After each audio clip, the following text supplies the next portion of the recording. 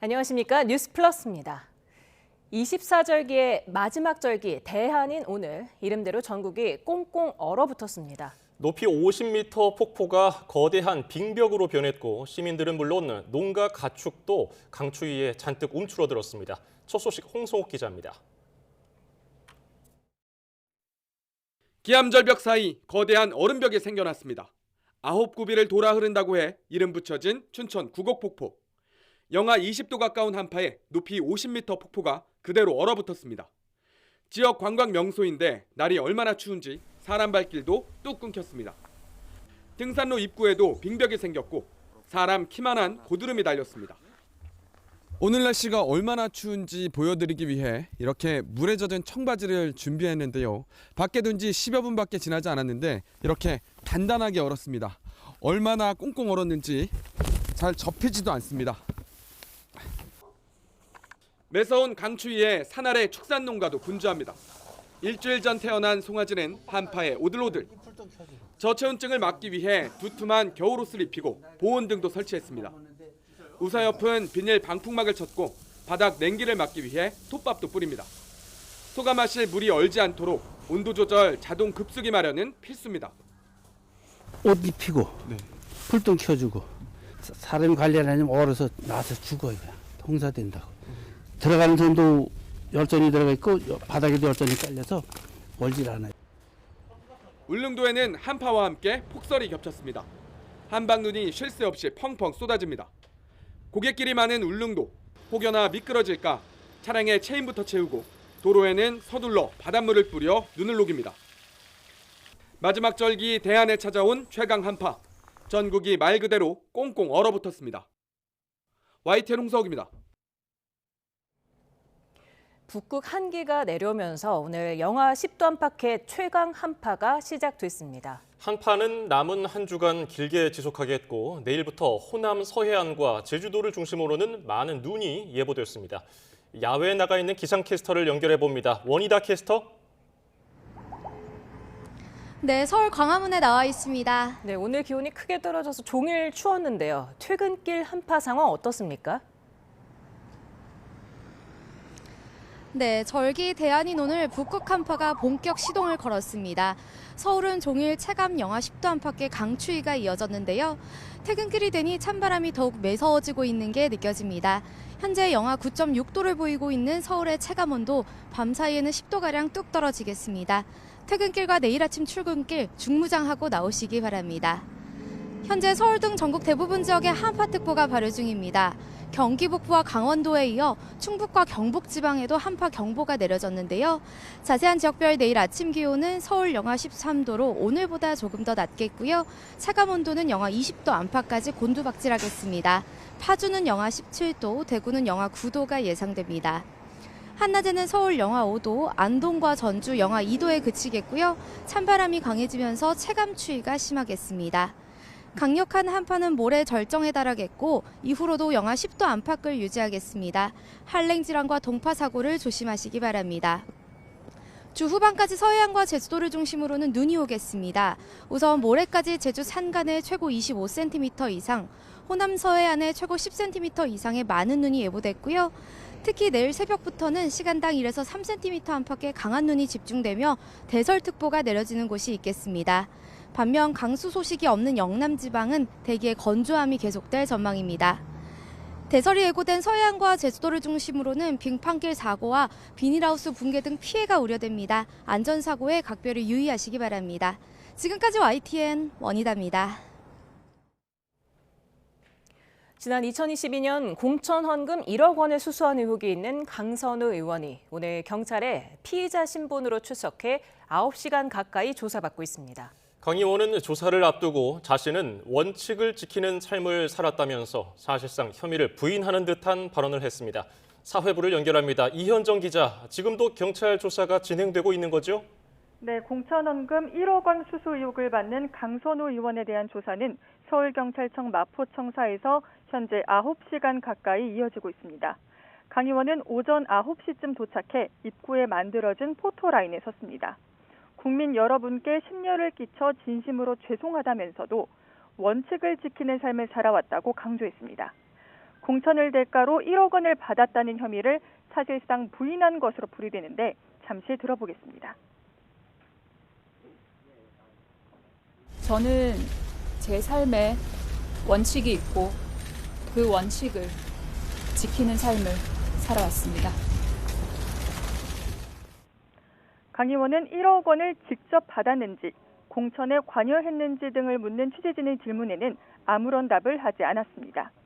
강 의원은 지난 2022년 지방선거를 앞두고 한 카페에서 김경 서울시 의원을 만나 공천을 대가로 1억 원을 수수한 혐의를 받습니다. 앞서 강 의원은 사무국장이었던 남모 씨의 보고를 받고서야 돈을 받은 사실을 알았고 돌려주라고 지시한 뒤 반환을 확인했다고 해명했습니다. 네, 오늘 강선우 의원 조사에서 주요 쟁점은 뭡니까? 네, 경찰은 이번 조사에서 지난 2022년 1억 원 공천 헌금이 오갈 당시 상황을 재구성하는 데 주력할 것으로 보입니다. 앞선 조사에서 김 시 의원은 남 전 사무국장이 공천 헌금으로 한 장, 즉 1억 원을 먼저 요구했고 이후 강 의원에게 직접 돈을 건넸다고 진술한 것으로 전해졌습니다. 또 남 전 사무국장은 경찰 조사에서 당시 카페에서 1억 원을 전달하는 사실을 몰랐다는 취지로 주장한 것으로 파악됐습니다. 1억 원을 받은 사실을 나중에 남 전 사무국장을 통해 알게 됐다는 강선우 의원의 기존 해명과는 모두 엇갈리는 내용입니다. 이에 따라 경찰은 오늘 강 의원을 상대로 실제 돈을 받았는지, 누가 어떤 상황에서 전달했는지, 공천 대가였는지 등을 집중적으로 조사하는 것으로 보입니다. 예, 그리고 김병기 의원에 대한 경찰 수사 상황은 어떻습니까? 네, 경찰은 김병기 의원의 부인이 지난 2022년 구의회 업무 추진비를 유용했다는 의혹과 관련해 어제 동작구 의회 등 3곳을 압수수색했습니다. 경찰은 또 김 의원 차남의 대학 편입에 연루된 의혹을 받는 업체 대표를 최근 뇌물 등 혐의 피의자 신분으로 전환한 것으로 확인됐습니다. 다만 경찰은 김 의원 소원에 대해서는 압수물 분석이 어느 정도 진행돼야 출석이 가능할 것으로 보인다며 아직은 신중한 모습입니다. 김 의원 측은 YTN에 사실관계를 입증할 증거를 준비하고 있다고 밝혔는데 소환 시점이 언제가 될지 주목됩니다. 지금까지 사회부에서 YTN 이현정입니다. 한덕수 전 국무총리의 내란 방조 혐의 사건 1심 선고가 내일 나옵니다. 한 전 총리의 선고 공판은 윤석열 전 대통령과 마찬가지로 생중계될 예정입니다. 안동준 기자입니다. 내란 방조 등 혐의를 받는 한덕수 전 국무총리가 1심 선고를 앞두고 있습니다. 지난해 9월 시작된 첫 재판 이후 약 넉 달 만입니다. 선고 공판이 진행되는 법정 모습은 생중계를 통해 일반에 실시간으로 공개됩니다. 윤석열 전 대통령의 체포방해 재판 이후 두 번째로 특검이 기소한 사건 선고가 생중계됩니다. 이번 재판에서는 한 전 총리가 받는 크게 3가지 혐의에 대한 법원의 판단이 이뤄집니다. 먼저 국무총리로서 대통령의 자의적 권한남용을 견제할 의무가 있음에도 비상계엄 선포를 막지 않고 방조한 혐의입니다. 또 최초 계엄 선포문의 법률적 결함을 보완하기 위해 사후 계엄 선포문에 서명한 뒤 폐기를 지시한 혐의도 받습니다. 지난해 윤 전 대통령의 헌법재판소 탄핵 심판에서 계엄 선포문을 인식하지 못했다며 위증한 혐의도 포함됩니다. 사후 계엄 선포문 작성과 폐기는 앞서 윤 전 대통령 재판에서 유죄로 인정된 만큼 비슷한 판단이 나올 가능성이 큽니다. 한 전 총리는 수사 단계부터 위증 혐의를 인정하고 있지만 내란 혐의에 대해서는 강하게 부인하고 있습니다. 비록 비상계엄을 막지 못했지만 비상계엄에 찬성하거나 비상계엄을 도우려 한 일은 결단코 없습니다. 특검은 앞서 한 전 총리에게 징역 15년을 구형했습니다. 선고량을 고려한다는 특검의 실질 구형 방침도 두 번째 시험대에 오릅니다. YTN 안동준입니다. 지난해 헌법재판소는 한덕수 전 총리가 비상계엄을 묵인하거나 방조했다고 볼 증거가 없다고 보고 탄핵을 기각했습니다. 특검은 그때와는 상황이 다르다며 한 전 총리를 내란 가담자로 보고 있는데 법원의 판단은 어떨까요? 임혜진 기자입니다. 한덕수 전 국무총리가 헌법재판소 탄핵심판대에 서게 된 건 2024년 12월 27일 윤석열 전 대통령 탄핵 소추로 대통령 권한대행을 맡은 지 불과 13일 만입니다. 헌법재판관 임명을 미루고 윤 전 대통령의 비상계엄 선포를 묵인하거나 방조해 헌법과 법률을 위배했던 건데 당시 헌법재판관 다수는 한 전 총리 손을 들어줬습니다. 비상계엄 선포 직전 한 전 총리의 국무회의 소집 건의를 계엄의 정당성을 부여하기 위한 적극적인 행위로 보기 어렵다고 판단한 겁니다. 하지만 특검 시각은 다릅니다. 특검은 한 전 총리를 비상계엄 해제를 고의로 지연시키고 사후 계엄 선포문 작성과 폐기에 관여한 내란 가담자로 결론 내렸습니다. 위법성을 충분히 인지하고도 계엄이 성공할 거라고 생각해 협조했던 겁니다. 12.3 비상계엄도 기존의 친위 쿠데타와 같이 성공할 것이라는 생각에서 비롯된 것으로 사료됩니다. 특히 사후 계엄 선포문에 주목했습니다. 계엄 사흘 뒤 서명한 문서를 계엄 선포 전에 쓴 것처럼 꾸며 절차적 정당성을 확보하려 했고 수사가 본격화되면서 문제가 될 것 같자 파기하도록 지시했다고 적시했습니다. 이와 관련해 지난주 윤 전 대통령 재판에서는 사후 부서한 계엄 선포문을 허위 공문서로 인정해 유죄로 판단하면서 한 전 총리도 공모 관계로 봤습니다. 피고인이 한덕수 국무총리 및 강희구 부속실장과 공모하여 위 문서를 폐기한 행위는 대통령 기록물 관리에 관한 법률 위반죄 및 공용서류 손상죄에 해당한다고 판단됩니다. 재판부가 다르긴 하지만 비슷한 판단이 나올 거라는 전망이 나옵니다. 윤 전 대통령 탄핵 심판에서 계엄 선포문을 인지하지 못했다는 취지로 위증한 혐의에 대해선 이미 재판 과정에서 시인하기도 했습니다. 다만 이 같은 행위가 내란 방조나 내란 중요 임무 종사 혐의로까지 인정될 수 있을진 미지수입니다. YTN 임혜진입니다.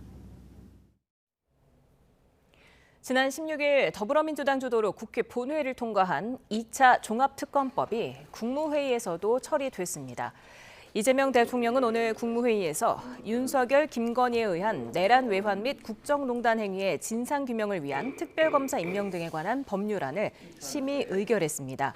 기존 3대 특검 수사에서 부족했던 부분과 새롭게 발견된 범죄 혐의에 대한 수사를 특검에 맡기는 내용이 담겼습니다.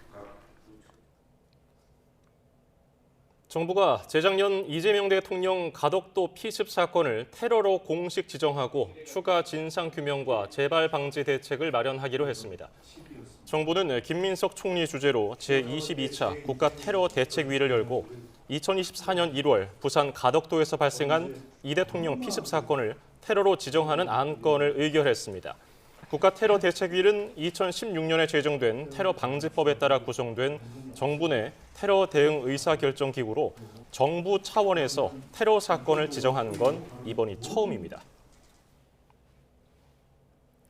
이에 대해 경찰청은 진실규명을 위해 최선을 다하겠다고 밝혔습니다. 배후 공모 세력 등 축소 은폐 여부를 확인하고 테러 미지정 경위와 증거 인멸 여부도 확인하고 또 수사 공정성을 위해 수사 TF를 편성해서 철저히 수사하겠다고 조금 전에 소식을 전해왔습니다. 자세한 소식은 들어오는 대로 다시 한번 정리해서 전해드리겠습니다.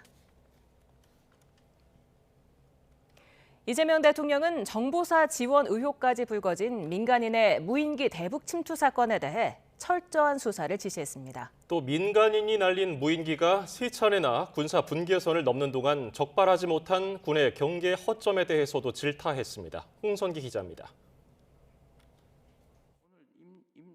이재명 대통령은 대북 무인기 침투 사건이 민간인들의 소행으로 드러난 것에 대해 있을 수 없는 일이라고 비판했습니다. 윤석열 정부 당시 북한을 자극해 전쟁을 유발하려 한 외환 행위와 다를 게 없다고 지적하기도 했습니다. 개인이 지멋대로 상대 국가한테 전쟁 개시 행위를 하면 처벌하는 그런 법조문이 있어요. 이 전쟁 개시 행위나 마찬가지죠. 북한 지역의 총선과 똑같잖아요. 특히 무인기 대북 침투에 관련된 민간인들을 군 정보사가 지원했다는 의혹에 대해서도 철저한 수사를 지시했습니다.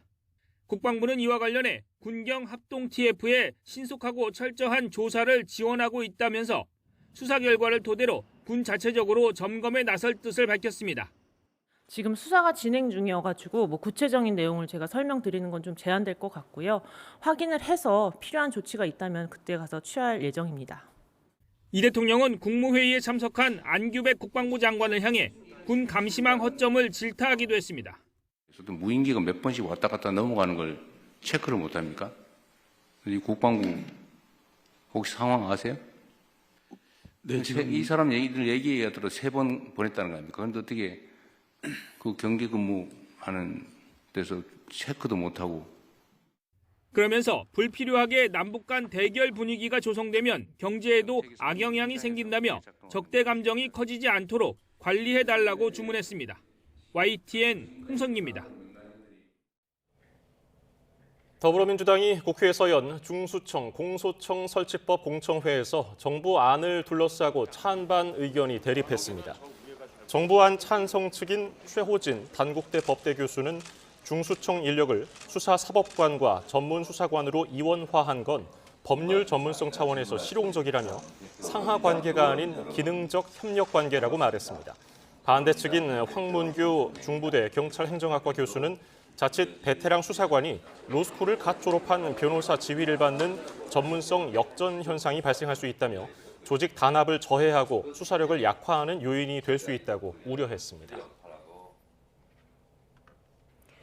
민주당 정청래 대표가 추진하는 1인 1표제를 둘러싸고 공개 충돌했던 민주당 당권파와 비당권파가 청와대 만찬을 계기로 화해했습니다. 일단 손을 맞잡기는 했지만 갈등의 본질은 차기 당권에 있다는 분석이 지배적인 만큼 재점화 불씨는 남았다는 해석이 나옵니다. 강민경 기자입니다. 이재명 대통령과 민주당 지도부 간 청와대 만찬 뒤 비당권파 강득구 최고위원은 예정된 기자회견을 취소했습니다. 1인 1표 우려 표명을 해당 행위라고 표현한 박수현 수석 대변인을 비판하고 정청래 대표의 당헌 개정 속도전을 꼬집으려던 계획을 철회한 겁니다. 유쾌한 만찬장 분위기에 담긴 원팀 메시지를 무겁게 받아들인다는 게 강 최고위원의 설명입니다. 설전을 벌였던 박수현 수석 대변인과도 SNS를 통해 오해를 풀었다, 태산 같은 신념을 지녔다는 덕담을 주고받으며 보란듯 손을 맞잡았습니다. 본인께서 저한테 또 전화를 하셔서 아이고 오해가 풀렸다, 그리고 서로 사랑한다. 당권파와 비당권파 간의 충돌이 숨고르기에 들어갔다는 해석이 나오는 가운데 만찬을 주재한 이 대통령의 직구가 결정적인 영향을 미쳤을 거란 관측이 나옵니다. 정청래 대표를 향해 혹시 반명이냐고 농담조로 물으며 오히려 여권 원팀 기조를 되살렸다는 해석입니다. 하지만 휴전도 잠깐, 당 안팎에선 갈등의 불씨가 살아있다는 시선이 적지 않습니다. 당헌 개정 절차가 진행 중인 만큼 다음 달 초 1인 1표제가 확정될 때까지 당권파는 이 사안에 촉각을 기울일 수밖에 없습니다. 정청래 대표도 당원들의 요구에 따라서 1대1로 바꾸자는 것인데 저는 그것을 시행에 관해서 얘기를 하시는 분들이 저는 제 상식으로는 이해가 안 됩니다. 반면 비당권파는 연임을 노리는 정 대표가 8월 전당대회에서 자신의 정치적 기반인 권리당원 지지세를 최대한 활용하기 위해 1인 1표를 추진하는 거란 의심을 거두지 않고 있습니다. 민주당 차기 당대표는 의원들의 정치적 생명이 걸린 총선 공천권을 쥐게 됩니다. 다시 원팀을 외친다고 해도 권력의 본질상 기싸움은 이어질 수밖에 없다는 전망이 나옵니다. YTN 강민경입니다. 국민의힘 장동혁 대표가 무기한 단식에 돌입하면서 시끄러웠던 당 내부가 정돈되고 일부 결속 효과도 나타나는 모습입니다. 장 대표가 농성장을 지키는 사이에 의원들은 청와대 앞으로 가서 이른바 쌍특검 수용을 요구했습니다. 김다연 기자입니다. 국민의힘 장동혁 대표의 단식 엿새째 유승민 전 의원이 농성장을 찾았습니다. 중도 개혁 보수로 분류되는 인사의 방문 자체로 상징성이 있는데 유 전 의원은 생각이 달라도 대의를 위해서라면 머리를 맞대야 한다며 통합을 강조했습니다. 전부 다 하나가 돼서 보수 재건의 길을 해결책을 찾았으면 좋겠습니다. 그동안 장 대표를 향해 비상계엄 사과와 한동훈 전 대표에 대한 징계 재고를 요구해온 소장파 의원들도 단식 지지를 선언했습니다. 당 통합을 저해하는 언행도 중단하라고 덧붙였는데 한 전 대표 징계를 둘러싼 내부 다툼을 겨냥한 거란 해석입니다. 오로지 장동혁 대표의 단식 투쟁을 당 통합을 위한 그러한 계기로 생각을 해야 된다. 보수 야권 단결 분위기에 힘입은 의원들은 청와대 앞으로 달려갔습니다. 정부 여당이 좀처럼 단식장에 오질 않으니 직접 찾아가는 수밖에 없지 않겠냐며 이른바 쌍특검 수용을 압박했습니다. 통일교 게이트 진실규명 쌍특검법 수용하라. 공천명을 즉각 처벌 쌍특검법 실시하라. 로텐더홀에서 꼬박 5밤을 자고 건물 밖으로 처음 잠깐 나온 장 대표는 기자들을 만나 민주당의 응답을 요구했습니다. 민주당이 답을 하지 않으면 국민께는 그 자체가 자백이라고 생각합니다.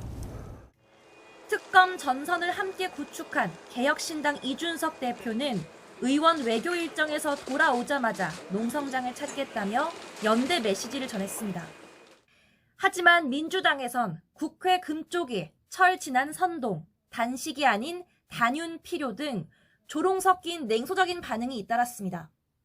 국회 전 일정을 보이콧하겠다는 것은 사실상 아무런 명분 없이 국민의 삶을 내팽개치겠다는 것과 다름 아닙니다. 24시간 필리버스터에 이은 무기한 단식까지 장 대표의 행보가 보수 연대 물꼬를 틔웠다는 평가가 나오지만 한동훈 전 대표 징계 문제는 여전히 시한폭탄입니다. YTN 김다연입니다. 코스피가 4,880대에서 거래를 마치며 13거래일 만에 하락 마감했습니다. 지수는 장중 4,930선을 돌파하며 신고가를 기록한 뒤 내림세로 돌아서 어제보다 0.4% 떨어진 4,885로 정규 거래를 마무리했습니다.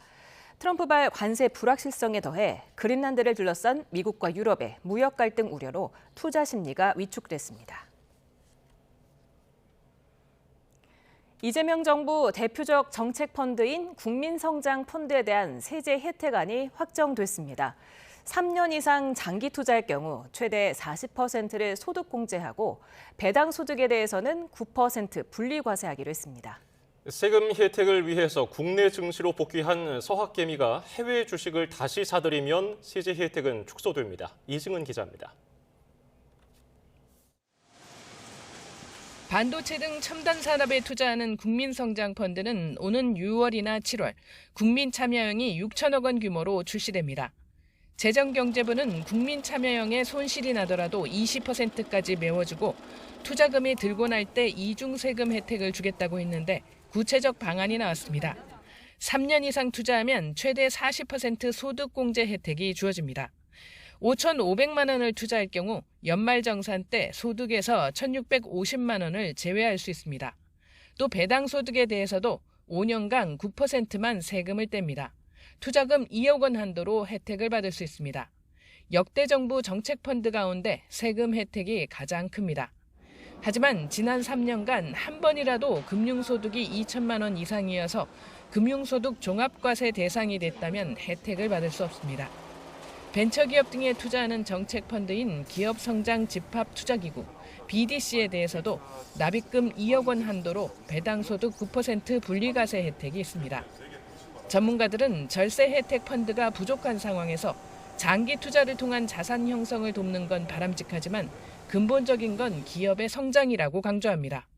잠재 성장률을 끌어올리면서 성장한다면 서학개미가 구태여 미국 증시 투자 안 하고도 국내 투자할 요인이 되겠지만 그렇지 않고 재정을 투입을 해서 성장이 답보되지 않은 상황에서 자산 형성의 기회를 제공한다. 이거는 거품이 언제 빠질지 모른다. 그리고 그 거품의 몫은 세금이고. 환율 안정을 위한 국내 시장 복귀 계좌 RIA 제도와 관련해서는 올해 1분기 복귀하면 매도 금액 5천만 원까지 양도소득세 100%를, 2분기에 복귀하면 80%, 하반기에는 50% 비과세 방안을 확정했습니다. 복귀한 자금은 국내 상장 주식과 주식형 펀드 등에 자유롭게 투자할 수 있지만 다른 계좌에서 해외 주식을 순매수한 경우 규모에 비례해 소득공제 혜택이 줄어듭니다. 세제 혜택을 누리기 위해 자금 돌려막기로 해외 주식에 다시 투자하는 꼼수를 막기 위해서입니다. 개인 투자자용 환해지 상품에 투자하는 경우 투자액의 5%를 한도 500만 원 안에서 해외 주식 양도소득에서 공제하게 됩니다. 해외 주식 복귀나 환해지 상품 가입 시 세제 혜택은 올해만 한시적으로 적용됩니다. YTN 이승은입니다.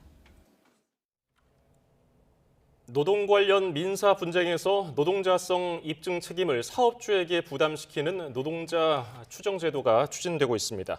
임금 체불이나 부당해고 등 민사 분쟁이 발생했을 때 노무를 제공한 사람을 일단 노동자로 추정하고 이를 인정하지 않는다면 사용자가 노동자가 아니라는 사실을 입증하도록 하는 제도입니다. 고용노동부는 이 제도가 도입되면 노동자성 입증에 어려움이 있던 택배, 배달기사, 특수고용 종사자들이 최저임금이나 퇴직금을 적용받는 과정이 수월해질 것으로 예상했습니다.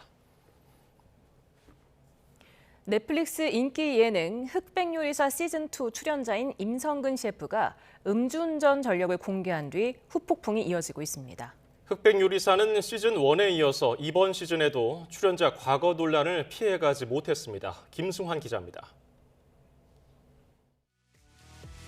임성근 셰프는 자신감 있는 태도와 실력, 유쾌한 캐릭터를 앞세워 단숨에 인기 출연자로 떠올랐습니다. 고기 요리를 한 40년 가까이 했기 때문에 갈비 요리는 누구보다 잘한다고 생각하거든요. 하지만 임 씨는 최근 자신의 유튜브 채널을 통해 과거 3차례 음주운전에 적발됐던 사실을 직접 공개했습니다.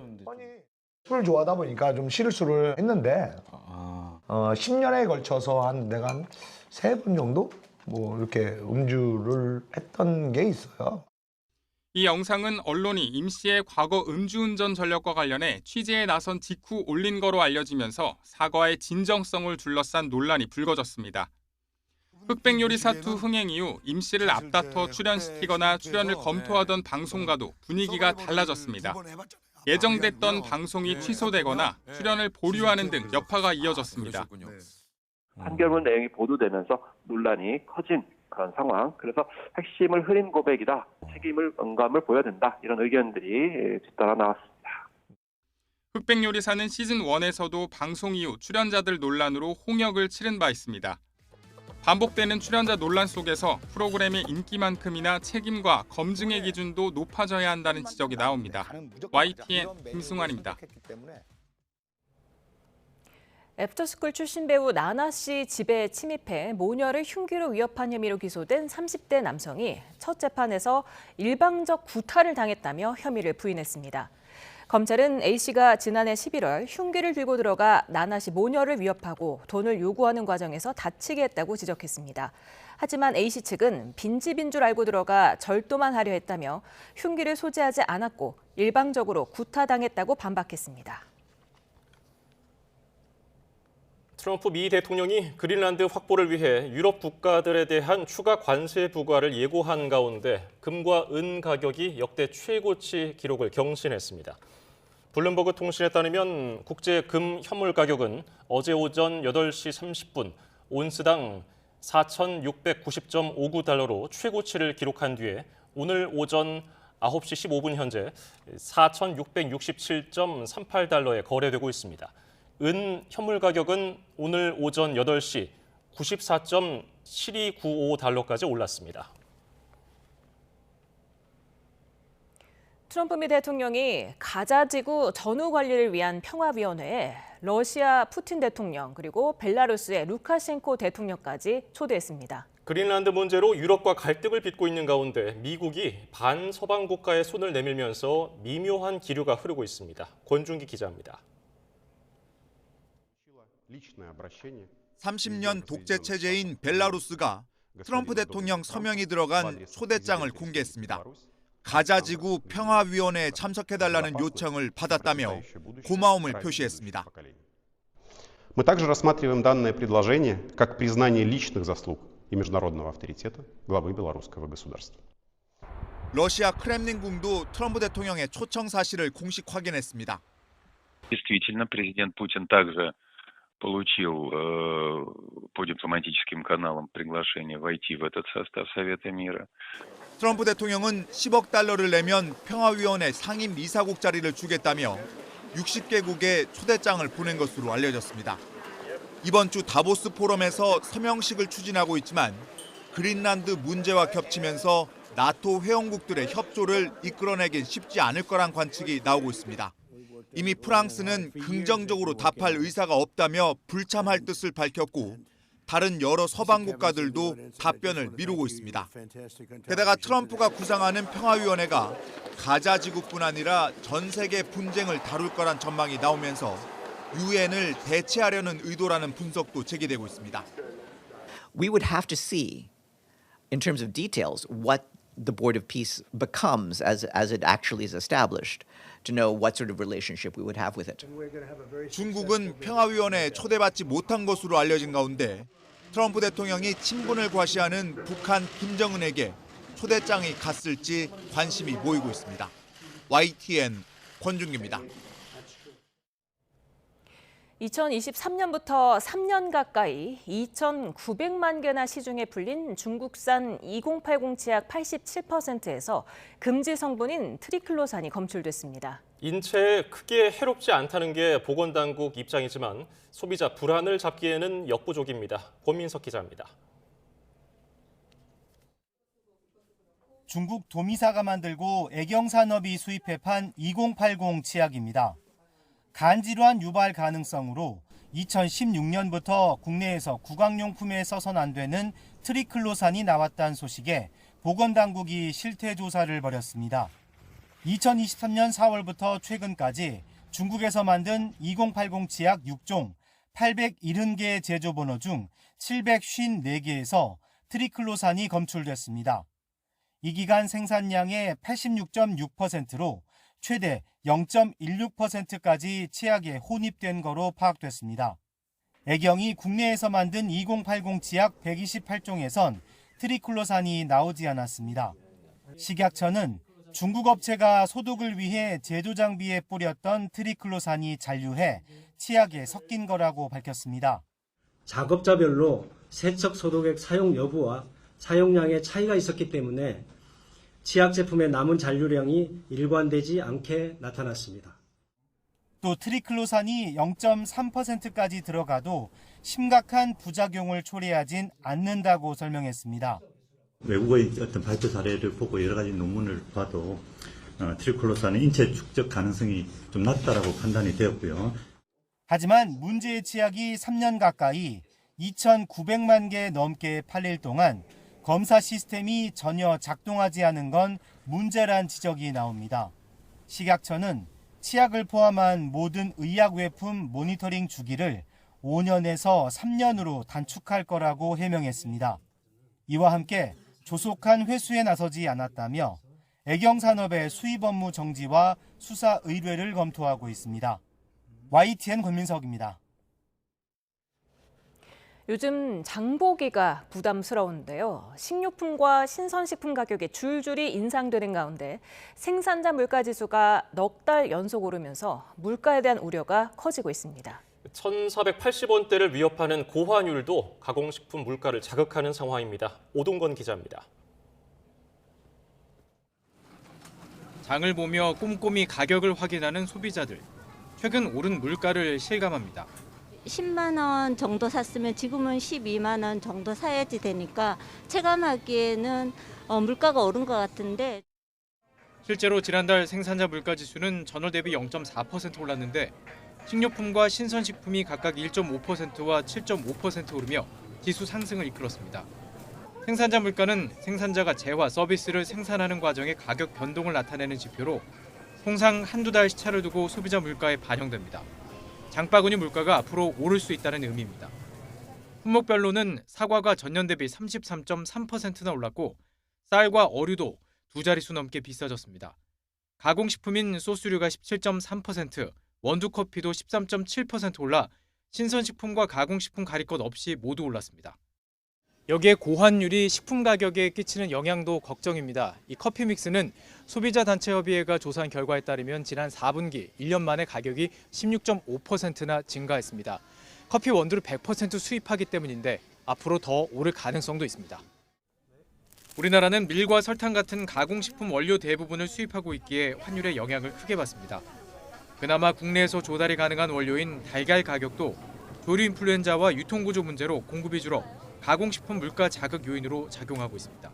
환율이 여전히 높은 수준을 유지하고 있고 달걀처럼 신선식품 자체로나 가공식품 원재료로도 많이 쓰이는 원재료 가격이 오르면 소비자들은 체감 물가 상승을 더 크게 느낄 수밖에 없습니다. 농림축산식품부는 이르면 이달 말부터 수입 달걀을 시중에 풀고 과일, 채소 출하 관리와 축산물 할인 행사 등을 통해 체감 물가 안정에 총력을 기울이겠다는 방침입니다. 다만 고환율과 국제 원자재 가격 등 대외 변수가 여전한 만큼 장바구니 물가가 빠르게 안정될지는 지켜봐야 할 것으로 보입니다. YTN 오동건입니다. 국토교통부 대도시권 광역교통위는 오늘 모두의 카드 주간 카드사를 7개 추가 선정해 신청 가능한 카드사가 27개로 늘었다고 밝혔습니다. 모두의 카드는 최대 10만 원까지인 기준 금액을 초과하는 대중교통비 지출 금액을 환급해주는 제도로 이번에 추가된 카드는 전북은행과 신협, 경남은행, 새마을금고, 제주은행, 토스뱅크, 티머니 7개사입니다. 울산에서 산불이나 산림 0.3헥타르가량을 태우고 2시간 만에 꺼졌습니다. 최근 건조한 날씨로 산불 발생 위험이 커지고 있는데 산림청은 산불 대비 태세를 강화하기 위해서 산불 조심 기간을 앞당겨 시행하고 있습니다. 임영준 기자입니다. 이른 새벽 야산에서 잿빛 연기가 피어오릅니다. 헬기는 연기가 피어오르는 쪽으로 불을 뿌립니다. 울산 울주군 작천정 계곡 인근 봉화산에서 불이 난 건 새벽 6시 20분쯤. 산림당국 등은 헬기 등 장비 40여 대, 인력 190여 명을 동원해 2시간 만에 산불을 진화했습니다. 산림당국은 산림 0.23헥타르가 탄 것으로 보고 있습니다. 또 관계기관과 함께 산불 조사를 진행해 산불 원인 등을 파악할 계획입니다. 지난 10일엔 경북 의성에서 산불이 나 산림 93헥타르가 불타는 등 최근 영남과 동해안 지역을 중심으로 건조한 날씨가 이어지며 산불 위험성이 커지고 있습니다. 이에 산림청은 산불 재난 국가 위기 경보를 관심에서 주의 단계로 올린 데 이어 2월부터 시작하던 법정 산불 조심 기간을 열흘가량 앞당겨 시행하고 있습니다. 올해 산불 위험도는 최근 29년 중 6번째로 높을 것으로 분석되었습니다. 산림청과 전국 지방자치단체는 산불 방지 대책 본부를 설치하여 산불 대비 태세를 강화하게 됩니다. 산림청은 또 국민 한 명 한 명이 산불 감시원이 되어달라며 불씨 관리를 철저히 해달라고 당부했습니다. YTN 임영준입니다. 오늘 오전 9시쯤 경기 부천시 중동에 있는 지상 5층짜리 은행 건물 4층에서 불이 나 4시간여 만에 꺼졌습니다. 불이 나자 은행 관계자 등 48명이 자력 대피했고 다친 사람은 없는 것으로 파악됐습니다. 소방당국은 한때 불이 번질 것을 우려해서 인근 소방서 인력과 장비까지 동원하는 대응 1단계를 발령했습니다. 오늘 낮 12시 20분쯤 경북 구미시 산동읍에 있는 농기계 제조 공장에서 불이 나 2시간 40여 분 만에 꺼졌습니다. 다친 사람은 없지만 공장 건물 일부와 오토바이 20대, 배터리 30개 등이 탔습니다. 소방당국은 전기 문제로 불이 시작된 것으로 보고 피해 규모와 화재 원인을 조사하고 있습니다. 종묘앞 고층 재개발 사업과 관련해서 세계유산 영향 평가를 고수하는 국가유산청을 상대로 서울시가 현장 공동 실측에 나서자고 촉구했습니다. 서울시 이민경 대변인은 애드벌룬을 활용한 현장 공동 실측에 대해 공식 입장을 밝혀달라고 국가유산청에 요청했습니다. 이 대변인은 실제 건축물 높이조차 확인하지 않은 상태에서 국제기구를 거론하며 평가를 주장하는 것은 절차적으로도 상식적으로도 맞지 않는다고 비판했습니다. 서울시가 오는 2031년까지 31만 가구 착공을 목표로 주택 공급 속도를 대폭 끌어올리기로 했습니다. 상대적으로 개발이 더뎠던 강북 지역을 바이오와 문화가 어우러진 핵심 거점으로 탈바꿈시키는 균형 발전 전략도 구체화했습니다. 양희력 기자입니다. 노후도 89%에 이르는 저층 주거지가 모여있는 신림 7구역입니다. 낮은 사업성으로 10년 넘게 필요하던 재개발 사업을 서울시가 신속 통합기획으로 용적률을 높여 전환점을 마련했는데 지난해 정부의 11호 부동산 대책으로 규제가 강화되면서 사업 추진에 어려움을 겪고 있습니다. 주민들의 절규에 가까운 요청을 정부가 조속한 시일 내에 받아들여서 조금이라도 빨리 조합이 만들어지고 그리고 사업 시행이 속도를 낼 수 있도록 이 같은 개발 사업이 더욱 속도가 붙도록 서울시가 주택 공급을 올해 핵심 과제로 삼고 실질적 동력 확보에 나섭니다. 우선 2031년까지 31만 가구 착공을 목표로 신속통합기획 2.0을 본격적으로 가동합니다. 절차 간소화와 검증 신속화, 이주 촉진을 통해 정비 사업 속도를 대폭 끌어올리는 게 핵심인데 관리 처분과 철거 집중 지원으로 착공 시점을 1년씩 앞당겨 3년 안에 착공 물량을 7만 9천 가구에서 8만 5천 가구로 늘리겠다는 계획입니다. 전세가 상승과 대출 규제로 어려움을 겪는 신혼부부를 위해 장기 전세주택 임대보증금 분할 납부제도 도입합니다. 상대적으로 개발이 뒤처졌던 강북은 서울의 균형 성장을 위한 핵심 도시로 거듭납니다. 바이오 산업 중심의 새 경제 거점 서울 디지털 바이오시티와 내년 개관을 앞둔 서울 아레나, 광운대 역세권 개발이란 세 개 축을 연결해 직장과 주거지, 여가가 어우러진 곳으로 재탄생합니다. 이와 함께 서울시는 그동안 서울광장의 8배에 이르는 11만 제곱미터 규모 녹지를 조성한 기조를 이어나가 빌딩과 나무숲이 공존하는 도시 실현에도 앞장설 예정입니다. 다만 녹지축 조성을 위한 공간 확보 과정에서 건물 높이를 완화해 세계유산 가치 훼손 논란을 낳은 종묘 앞 재개발 등 풀어야 할 숙제도 만만치 않습니다. YTN 양일혁입니다. 서울 아파트의 전셋값 상승과 공급 부족이 이어지는 가운데 임대차 시장에서 전세와 월세의 경계가 흐려지며 준월세 비중이 커지고 있습니다.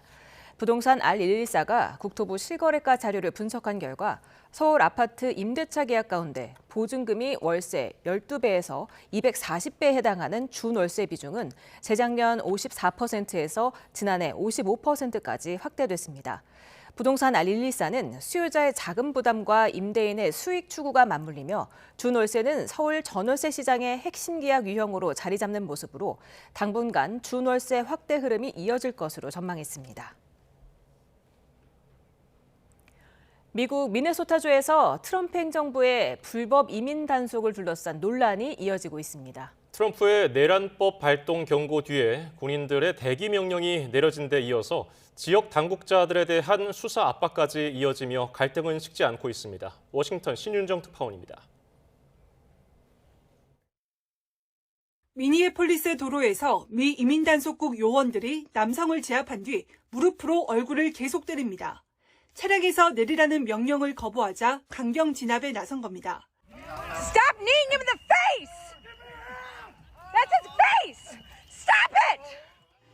근처 세인트폴에서는 자동차 경적 항의에도 아랑곳 없이 중무장한 요원들이 주택에 진입합니다. 곧이어 속옷에 담요만 걸친 노인을 끌고 나오는 모습도 포착됐습니다. 이런 강경 이민 단속에 이어 군대를 투입할 수 있다는 트럼프 대통령의 으름장에 반발은 지역 공동체 전체로 확산하고 있습니다.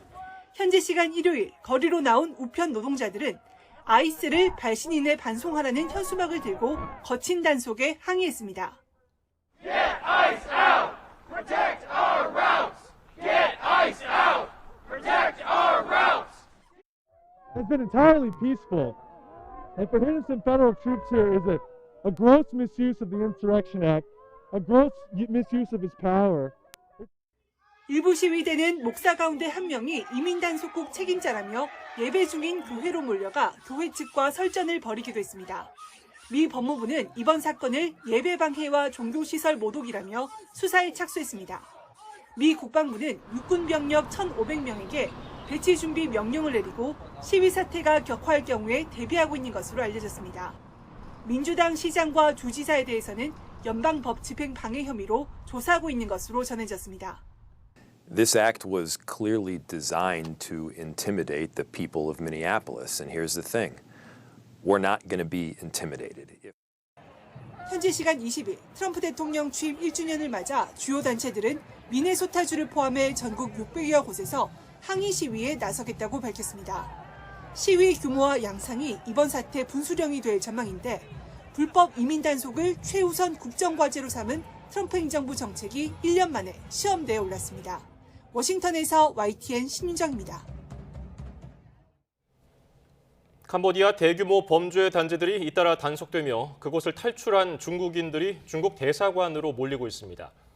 홍콩 성도일보는 지난 17일부터 캄보디아 프놈펜에 있는 중국 대사관 바깥에 중국인이 장사진을 이루고 있다고 보도했습니다.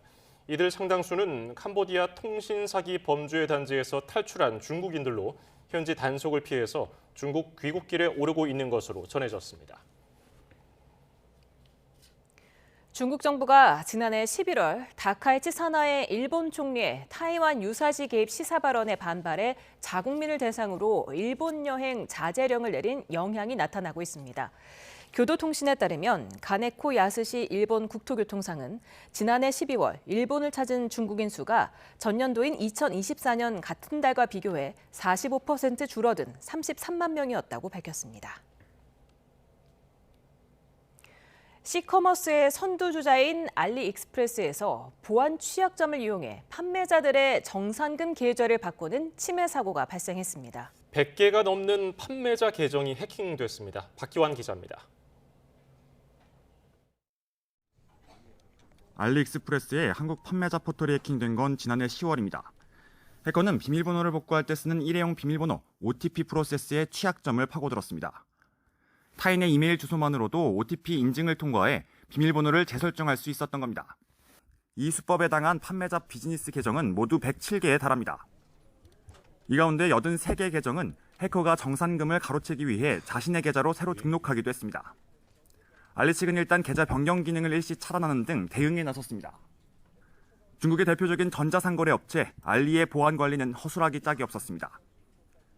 알리익스프레스 코리아는 한국 정부의 정보보호 관리 체계 ISMS 인증도 받지 않았습니다. 일정 규모 이상이면 인증을 취득할 의무가 부과되지만 그동안 얼마를 버는지 재무제표도 공개하지 않아 부과 대상인지도 알 수 없습니다.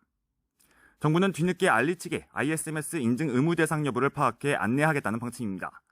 YTN 박기환입니다. 각종 문화생활을 저렴하게 즐길 수 있도록 마련된 문화가 있는 날이 12년 만에 확대될 전망입니다. 정부가 관련 법적인 정비를 마치면 한 달에 한 번뿐이던 문화가 있는 날을 이제 일주일에 한 번씩 누릴 수 있게 됩니다. 송지은 기자입니다. 지난 2014년 1월 29일 수요일 처음으로 시행된 문화가 있는 날. 시설마다 커다랗게 내걸린 무료 입장과 할인 지원 안내가 아직은 낯설게만 다가왔습니다. 10여 년이 흘러 어느덧 익숙해진 매월 마지막 주 수요일의 문화 혜택. 달라진 분위기는 수치로도 확인됩니다. 참여 기관이 늘어난 건 물론 28.4%에서 출발한 국민 참여율도 10년 만에 84.7%까지 올랐습니다. 이처럼 수요가 명확히 입증되면서 정부는 한 달에 한 번뿐이던 문화가 있는 날을 매주 수요일로 확대하기로 했습니다. 문화행사 관람률이 작년도에 60.2%였는데요. 문화가 있는 날에 참여한 것들을 전 국민으로 환산해서 보면은 그 중에서 58%를 근데 문제는 지금 뭐냐면 그게 한 달에 한 번이기 때문에 일상화에는 문화 일상에서는 한계가 있습니다. 그래서 이걸 좀 더 일상화를 위해서는 주기성이 중요하다. 정책 확대의 배경에는 경제적 효과도 있습니다. 문화가 있는 날에는 영화관과 공연장 등 문화시설을 가리지 않고 관람객 수가 늘어난 걸로 조사됐기 때문인데 특히 극장가의 경우 침체가 장기화하고 있는 만큼 매주로 늘어나는 문화가 있는 날이 새 활력을 불어넣을 수 있을지 더 주목됩니다. 정부는 다음 달 9일까지 의견을 수렴해 시행령 개정 작업을 마무리한 뒤 적어도 오는 4월부터는 확대 시행에 나서겠다는 계획입니다. YTN 송지은입니다. 차준환과 신재하 등 피겨 국가대표 선수들이 4대륙 선수권 대회에 출전해 올림픽 리허설을 합니다. 실전 경기 감각은 물론 자신감까지 충전하겠다는 계산입니다. 양시창 기자입니다. 신지아와 이혜인 등 피겨 대표팀 선수들이 공항에 모습을 드러냅니다. 중국 베이징에서 열리는 4대륙 선수권 대회에 출전하기 위해서입니다. 올림픽을 코앞에 두고 치러지는 대회인 만큼 외국의 주요 선수들은 출전하지 않지만 우리 대표팀은 모두 참가하기로 했습니다. 처음 성인 국제무대 데뷔전을 치르는 신지아는 구성이나 난이도 조절 없이 평소 하던 대로 음반 위를 날아오를 생각입니다. 국제대회에서 좋은 모습을 보여드리지 못한 게 좀 아쉬워서 이번 대회에서는 제가 만족할 만한 경기 또 좋은 모습 보여드리고 싶고 극적으로 올림픽 티켓을 거머쥔 이혜인도 주저없이 4대6 대회에 출전하기로 했습니다. 2023년 이 대회에서 우승한 만큼 올림픽을 앞두고 자신감을 충전하기에 더없이 소중한 기회입니다. 올림픽 전에 경기를 한번 할 수 있다는 거에 굉장히 다행이라고 생각하고 제가 실전 감각을 늘릴 수 있는 기회라고 생각해서 피겨 간판 차준환도 이번 대회에 거는 기대가 남다릅니다. 올림픽을 앞두고 지난 시즌 내내 주제곡으로 사용한 물랑루즈 OST 대신 앞서 사용했던 광인을 위한 발라드로 프로그램을 교체하는 승부수를 띄웠습니다. 동시에 고난도 4회전 점프 횟수를 줄이고 예술적인 연기를 극대화하겠다는 전략을 세웠는데 이번 대회가 처음이자 마지막 시험 무대입니다. 연습하는 내내 수월했고 그렇기 때문에 이번 4대6 선수권 어떻게 보면은 다시 경기에 내보였을 때 어떤지를 좀 더 확인할 수 있는 기회인 것 같아서. 동계올림픽의 리허설과도 같은 이번 4대6 선수권 대회에서 우리 피겨 대표팀은 자신감과 실전 점검에 두 마리 토끼를 다 잡겠다는 각오입니다. YTN 양시창입니다. 2026 북중미 월드컵에 출전하는 우리나라 축구대표팀의 4월 A매치 상대 중 한 팀이 오스트리아로 확정됐습니다. 대한축구협회는 홍명보 호가 우리 시간으로 4월 1일 새벽 3시 45분에 오스트리아 수도 빈에서 오스트리아와 격돌한다고 밝혔습니다. 본선 대비 모의고사 상대로 꼽힌 오스트리아는 피파 랭킹 24위로 유럽 예선 조 1위로 본선에 직행했습니다. 추위가 점점 더 강해지고 있습니다. 내일은 오늘보다도 추위가 더 심하겠는데요. 서울 아침 기온이 영하 13도, 체감온도는 영하 19도까지 곤두박질하겠고 한낮에도 체감온도가 영하 10도 안팎을 유지하며 무척 춥겠습니다. 한파 속에 눈도 내립니다. 밤사이 호남 서해안과 제주도에서 눈이 시작돼 내일은 점차 호남 내륙과 충청으로 확대되겠는데요. 모레까지 울릉도 독도에 최고 30cm, 제주 산간에 25cm 이상, 호남 서해안에도 10cm가 넘는 큰 눈이 쏟아지겠습니다. 그 밖의 지역은 대체로 맑겠고 건조주의보가 발효 중인 영남을 중심으로 무척 메마른 날씨가 이어질 전망입니다. 날씨 정보였습니다.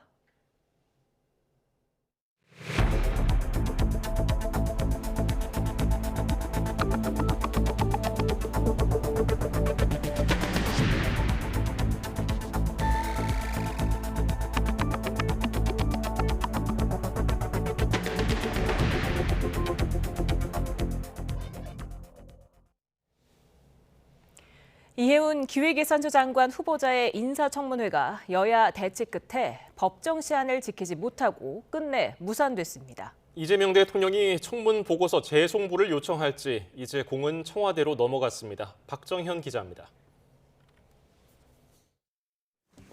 인사청문회 당일 이해운 장관 후보자는 여야 협상을 기다리며 내내 국회에 머물렀지만 결국 청문회장엔 발도 들여보지 못한 채 밤늦게 발걸음을 돌렸습니다. 검증하는 기회를 만드는 것이 국회의 역할이라고 생각합니다. 그런데 그 역할을 스스로 포기하고 차단하는 것은 국회가 저는 다시 생각해 보셔야 된다고 생각합니다. 화장실 좀 볼게요. 청문회가 파행된 게 누구 탓인지 여야는 장애 책임 공방을 벌였습니다. 민주당은 자료 제출이 성에 차지 않으면 후보자를 청문회장에 불러 따지면 될 일이라며 막가파식 업무방해라고 야당에 날을 세웠습니다. 그런데도 국민의힘은 막무가내로 청문회를 거부한 것은 명백한 직무유기이자 국민 선택권 침해입니다. 국민의힘은 의혹백화점인 이 후보자는 이미 국민 부적격 판정을 받았다면서 1분이라도 빨리 사퇴하거나 지명 철회해야 한다고 압박했습니다. 비리 종합 세트라 불러도 무색할 지경입니다. 이런 후보자를 기어이 장관으로 임명하시겠습니까? 국민들은 이미 판단을 끝냈습니다. 여야 대치 속에 국회 청문경과 보고서 마감 시한을 맞추는 건 진작 물 건너간 상황. 그래서 시선은 다시 청와대입니다. 인사청문회법상 국회가 기한 내 청문 보고서를 넘기지 못할 경우 대통령은 임명을 강행하거나 10일 이내 기한을 정해 재송부를 요청할 수 있기 때문입니다. 이재명 대통령은 우선 청문회까진 가보자는 뜻을 당 지도부에 전달한 거로 파악됐습니다. 당사자 소명이 설득력 있으면 임명할 동력을 얻을 수 있고 적어도 최소한 직접 소명할 기회는 줘야 지명철회든 사퇴 권고든 행동에 나설 수 있다는 뜻으로 여권은 파악하고 있습니다. 결국 청와대 신년회견에서 이 대통령이 일부 교통정리를 해주면 여야가 각자 후속 조치에 나설 거란 관측이 나옵니다. YTN 박정현입니다. 3대 특검이 규명하지 못한 의혹 등을 추가로 수사하도록 한 2차 종합특검법이 국회에 이어서 국무회의도 통과했습니다. 준비 기간을 포함해서 최장 170일 동안 수사가 가능한 특검 출범이 초읽기에 들어갔습니다. 홍민기 기자입니다. 내란, 김건희, 최상병 등 3대 특검의 후속 수사를 이어가도록 한 2차 종합특검법이 국무회의 문턱을 넘었습니다. 여권 주도로 지난 16일 국회를 통과한 지 나흘 만에 이재명 대통령도 이를 의결했습니다. 법안에는 기존 특검 수사에서 부족했던 부분과 새롭게 발견된 범죄 혐의에 대한 수사를 특검에 맡기는 내용이 담겼습니다. 우선 눈에 띄는 건 윤석열 전 대통령이 북한의 공격을 유도해 전쟁 또는 무력 충돌을 불러오는 외환을 시도했다는 의혹입니다. 지방자치단체 등이 12.3 비상계엄에 동조했다는 의혹과 이른바 노상원 수첩에 담긴 계엄 준비 계획 등도 주목할 부분입니다. 김건희 씨와 그 일가가 서울 양평고속도로 노선 변경에 개입하고 양평 공흥지구 개발 관련 인허가 과정에서 특혜를 받았다는 의혹도 포함됐습니다. 김 씨가 국정과 인사에 개입했다는 의혹 등까지 합하면 모두 17개 혐의가 특검의 수사선상에 올랐습니다. 특별검사는 더불어민주당과 비교섭단체 중 의석수가 가장 많은 단체, 즉 조국혁신당이 각각 1명씩 추천합니다. 이 중 1명을 대통령이 결정하는 구조입니다. 임명된 특검은 관계기관에 검사는 최대 15명, 공무원은 최대 130명을 파견해달라고 요청할 수 있습니다. 수사기간은 20일간의 준비기간을 포함해 최장 170일입니다. 사실상 오는 6월 3일 지방선거 이후까지 수사가 이어질 거란 의미라 야당에선 벌써 정치적 의도를 의심하며 반발 수위를 끌어올리는 분위기입니다. YTN 홍민기입니다. 국민의힘 송원석 원내대표는 통일교 금품수수 의혹 특검과 별도로 더불어민주당이 요구한 신천지 특검도 같이 하자고 공개 제안했습니다. 송 원내대표는 민주당이 물타기로 통일교 신천지 의혹을 함께 특검하자는 법안을 냈는데 통일교 의혹만으로도 방대해 별도 특검을 하자는 게 당의 제안이라고 밝혔습니다. 최은석 원내수석 대변인은 통일교와 신천지 특검을 함께 진행할 경우 자칫 신천지 의혹에 더 비중 있는 수사가 이뤄질 가능성이 큰 만큼 별도 특검 필요성을 주장하는 거라고 설명했습니다. 정부가 내놓은 공소청, 중수청 설치법을 놓고 민주당이 국회에서 공청회를 열었습니다. 중수청 인력 이원화 구조를 두고 찬반 격론이 오갔는데 정청래 민주당 대표는 국민 눈높이에 맞는 수정 방침을 재확인했습니다. 황보혜경 기자입니다.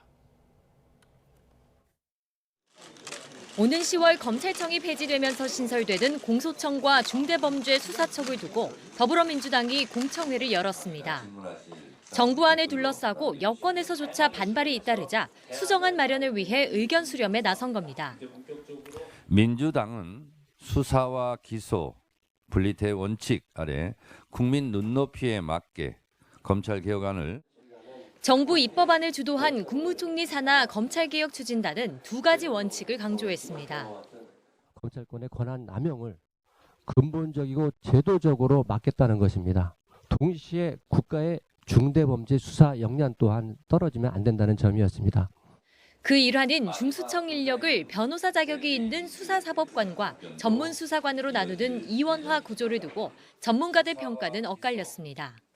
법률 전문성과 현장 수사 노하우를 모두 확보하기 위한 어쩔 수 없는 좀 실용적인 방안이 아닌가. 중수청을 사실상 제2의 검찰청으로 만드는 매개체가 될 것이고 정관 내의 시장을 열어놓게 될 것이라고. 또 다른 전선인 보안수사권을 놓고는 검수원복이 우려된다거나 검수완박은 경수완독과 같은 말이라는 등 역시 첨예한 대립이 확인됐습니다. 정책의원총회 방식으로 진행된 대국민 공청회엔 의원들도 자리를 지켰고 온라인으로 실시간 시민들 질문도 받았습니다.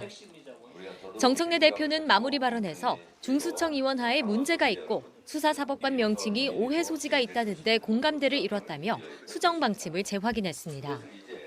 민주당 핵심 인사들은 YTN에 중수청 인력 구조를 일원화하되 내부 직급을 나누는 방안이나 중수청의 수사 범위를 축소하는 안을 놓고 내부 검토가 진행 중이라고 설명했습니다. 민주당은 오는 26일 정부 입법예고 시한 전에 당 의견을 전달하는 걸 목표로 목요일 의원총회에서 추가 의견 수렴에 나설 계획입니다. YTN 황보혜경입니다. 이학재 인천공항 사장은 공항 정기 인사에 청와대 개입이 도를 넘고 있다면서 실무자들을 괴롭히지 말고 차라리 사장인 자신을 해임하라고 밝혔습니다. 이 사장은 지난해 11월 중순부터 대통령실의 뜻이라면서 신임 기관장이 올 때까지 인사를 시행하지 말라는 국토부의 압박이 있었다고 말했습니다. 또 책갈피 외화 밀반출 검색 논란 이후에 대통령실이 국토부에 감사 지시를 내리고 언론 브리핑까지 진행하는 등 유례없는 표적 감사를 하고 있다고 주장했습니다. 국토부는 이학재 사장이 공사 인사에 대한 불법 개입과 표적 감사를 주장했지만 사실이 아니라며 경영진 공백 등을 고려해 일부 임원의 퇴임 인사안 등에 대해 신중한 접근이 필요하다는 취지의 의견을 개진한 거라고 반박했습니다. 또 특정 감사 논란에 대해서는 주차 대행 서비스 개편 과정에서 이용객 불편 우려와 개편 추진 과정상 문제점이 다수 언론에서 지적돼 실시 중이라고 덧붙였습니다. 내일 한덕수 전 총리 재판에서 12.3 비상계엄 선포 행위가 내란죄에 해당하는지에 대한 법원의 첫 판단이 나올 것으로 보입니다. 윤석열 전 대통령 재판 선고에도 영향을 미칠 수밖에 없을 전망입니다. 김영수 기자입니다. 한덕수 전 총리는 윤석열 전 대통령의 비상계엄 선포에 동조하고 도운 혐의를 받습니다. 특검은 한 전 총리에게 내란 우두머리 방조 혐의를 적용해 재판을 넘겼고 재판부 요청에 따라 선택적 병합 형태로 내란 중요임무 종사 혐의까지 추가했습니다. 국회 기능이 마비되면 계엄 사태가 장기화되고 권력자에 의한 소위 친위 쿠데타는 권력 독점으로 이어진다는 사실을 이미 잘 알고 있었습니다. 이에 따라 재판부는 12.3 비상계엄 선포 행위가 형법상 내란죄에 해당하는지 판단하게 됩니다. 내란 사건에 대한 법원의 첫 판결이 나오는 겁니다. 내란죄 인정 여부는 국헌을 문란하게 할 목적과 폭동이 있었는지로 가릅니다. 특검은 12.3 비상계엄 당시 국회와 선관위 등의 군병력과 경찰이 출동했고 국회의원 출입을 막거나 정치인 체포까지 시도한 만큼 내란죄 구성 요건에 모두 해당한다고 봤습니다. 하지만 윤석열 전 대통령은 경고성 계엄이었고 충돌도 없었다고 반박합니다. 저는 이게 지금 국정이 완전히 마비된 상태라고 판단을 했고, 그리고 감사원장까지 이제 탄핵을 하는 마당이 됐기 때문에 이거를 좀 국민들에게 이 상황에 국가의 이런 비상 상황이고 상황의 심각성을 알려야 되는데. 앞서 윤석열 전 대통령의 체포방해 혐의 사건 재판부는 비상계엄 전 국무회의에 대해 헌법과 계엄법을 정면으로 위반했다며 절차적 하자를 인정했습니다. 이번 재판에서 한덕수 전 총리의 내란 혐의가 인정되면 다음 달 선고를 앞둔 윤석열 전 대통령도 유죄 판결이 나올 가능성이 큽니다. YTN 김영수입니다. 한덕수 전 총리 재판에서는 비상계엄 선포 직전 대통령실에 CCTV가 공개됐습니다. 무기력했던 한 정부의 국무회의 모습이 적나라하게 드러난 겁니다. 김경수 기자입니다.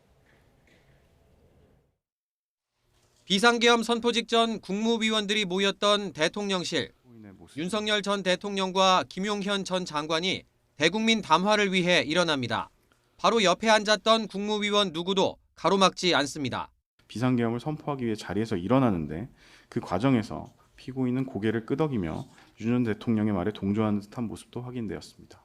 행정부 2인자와 실세 장관은 계엄 선포 직후 대접견실에 단둘이 남아 무언가를 논의합니다.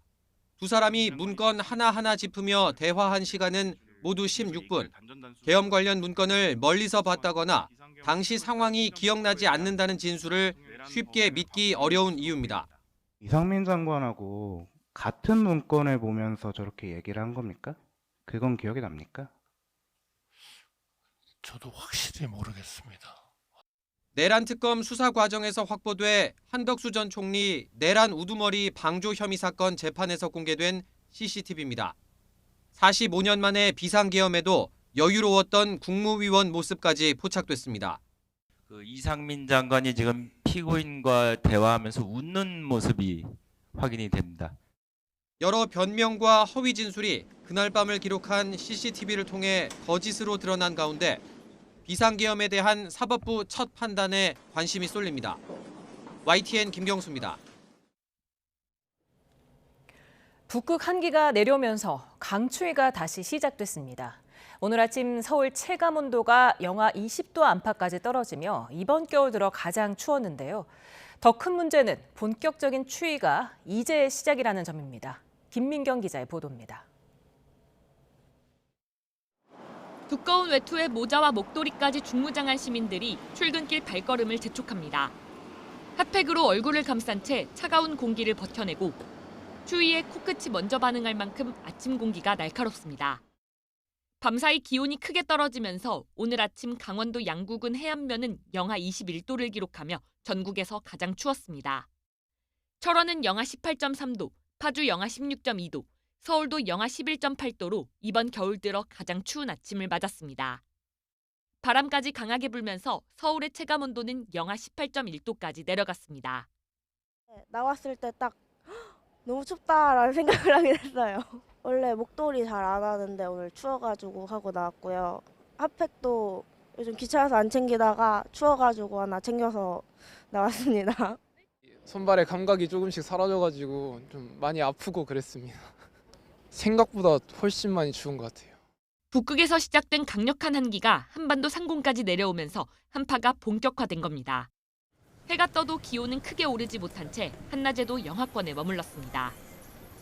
한낮 햇살이 비추는데도 살을 애는 추위에 잠깐이라도 바람을 정면으로 맞으면 피부가 얼어붙는 느낌을 넘어 아프게 느껴질 정도입니다. 문제는 이 같은 강추위가 오늘을 시작으로 이번 주 내내 이어진다는 점입니다.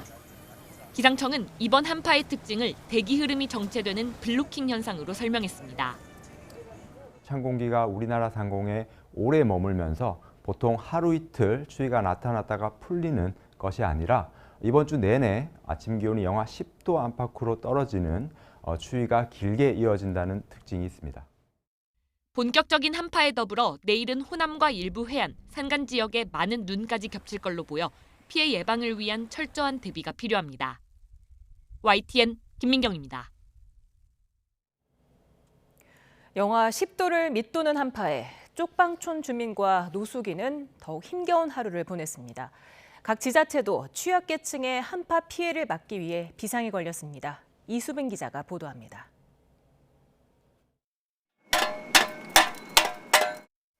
얼굴이 쨍해질 것 같은 한파가 쪽방촌을 덮쳤습니다. 수도관은 꽝꽝 얼어붙었습니다. 한 겹 두 겹 이불을 깔아도 벽을 뚫고 콕콕 찌르는 한기를 막기는 역부족입니다. 연탄 보일러로 막아내기 힘든 추위에 결국 하나둘 쉼터를 찾습니다. 우풍지 같은 거 겨울에 달잖아요. 그래서 벽을 막아주지 못하니까. 이제 연탄 보일러니까 연탄 보일러는 보일러가 자체가 뜨거운 물이 안 나오잖아요. 손시렵죠. 손시렵고 얼굴 차갑고요. 종일 찬바람을 맞으며 일하고도 몸 하나 누일 곳 없던 터라 반갑기만 합니다. 박스 깔고 그리고 자보기도 하고 뭐 기차역 뭐 대합실에도 자보기도 하고 여기는 따뜻하고 그래도 밥도 다 나오니까 그게 뭐 추위 걱정은 안 들어요. 얇은 겉옷으로 겨울을 이기려다 지독한 감기에 걸리거나 병을 앓는 경우도 흔합니다. 한 곳에 마련된 방한용품과 의류가 그나마 위안이 됩니다. 방 한쪽에는 두꺼운 이불과 전기장판이 쌓여 있고 상자 안에는 양말과 내복 등이 준비되어 있습니다. 노숙인들이 추위를 이겨낼 수 있도록 무상으로 제공됩니다. 바깥에서 추위에 떨고 오신 분들을 좀 따뜻하게 맞아드려야 되니 많게는 저희가 하루 이용 인원이 180분에서 200분까지 되고요. 당분간 한파가 지속된다는 예보에 각 서울시와 경기도 등 지방자치단체도 비상이 걸렸습니다. 경로당과 주민센터, 도서관 등의 한파 쉼터를 마련하고 수도 계량기 동파 등에 대처하기 위한 24시간 상황실 운영에 돌입했습니다. YTN 이수빈입니다. 지난 2024년 1월 발생한 이재명 대통령의 피습 사건이 테러로 공식 지정됐습니다. 정부가 공식 인정한 첫 테러 사건인데요. 수사 과정에서 제기됐던 사건 축소나 은폐 의혹 등에 대한 진상규명 절차가 이어질 것으로 보입니다. 이종원 기자입니다. 이재명 대통령은 더불어민주당 대표 시절인 2024년 1월 가덕신공항 예정지를 둘러보다 흉기 습격을 당해 목 부위를 다쳤습니다. 없이 표명 예고했는데 입장이 어떠세요? 현장에서 붙잡힌 가해자 60대 김모 씨는 정치적인 이유가 범행 동기라는 걸 숨기지 않았습니다. 피해자가 대통령이 되는 것을 막고 곧 있을 총선에서 피해자가 특정 세력에게 공천을 주어 다수의 의석수를 확보하지 못하도록. 이후 김 씨는 단독 범행으로 결론 났고 징역 15년을 확정받아 복역 중입니다. 그러나 정치권에선 윤석열 정부가 사건을 축소 은폐했다며 테러 지정과 함께 재수사가 필요하다는 주장이 꾸준히 제기됐습니다. 범인의 단독 소행인지 공범이 있는지 왜 윤석열의 총리실과 국정원에서는 그 사건을 경미한 사건으로 축소하려 했는지. 정부가 국가테러대책위원회를 소집한 배경으로 이 대통령 피습 사건은 심의 의결 절차를 거쳐 사건 발생 2년여 만에 테러로 공식 지정됐습니다. 정부가 공식 인정한 첫 테러 사건입니다. 그간의 조사와 수사가 부실했고 너무 시간이 오래 지났습니다.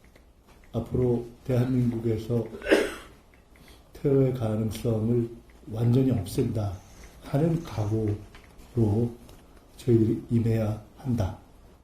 정부는 테러 지정 후속 조치로 이번 사건에 대한 진상규명을 추가로 실시하고 유사 사건 재발 방지 대책도 마련하겠다고 밝혔습니다. 또 테러 방지법을 비롯한 법제도 전반을 종합적으로 점검하고 정비할 방침입니다. YTN 이종원입니다.